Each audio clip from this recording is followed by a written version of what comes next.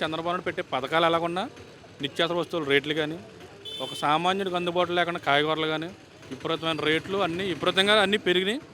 దానివల్ల ప్రభుత్వం తీసుకున్న చర్యలు శూన్యం, ఏం కనిపించట్లేదు. ప్రజలకు ఉపయోగం ఎలాగున్నా బాధ పెట్టే అంశాలు అయితే చాలా ఎక్కువ ఉన్నాయి. ఎందుకంటే ఒక సామాన్య కావాల్సిన ముందు నిత్యావసరాలు కూడు గుడ్డ నీరు అన్ని పరిస్థితులు చాలా దారుణం అయిపోయినాయి, విపరీతంగా ఉన్నాయి.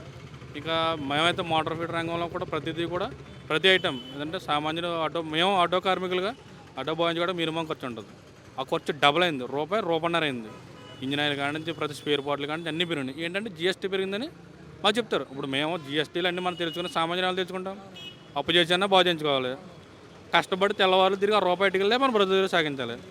రూపాయి వచ్చేది రూపాయన్నరకు వచ్చేది మా సామాన్యులు ఎలా ఉంటుంది చెప్పండి. భారం తప్ప ఇంకేం ఉపయోగం.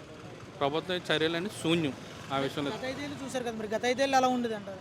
గత 5 ఏళ్ళలో పెరగకపోవడం పక్కన పెడితే కరోనా లాంటి కొత్త కారణాలు కూడా మనం చూసాం గత 5 సంవత్సరాల్లో. ఆ టైంలో కూడా ఇంత దారుణంగా నిత్యావసర వస్తువులు రేట్లు పెరగలేదు.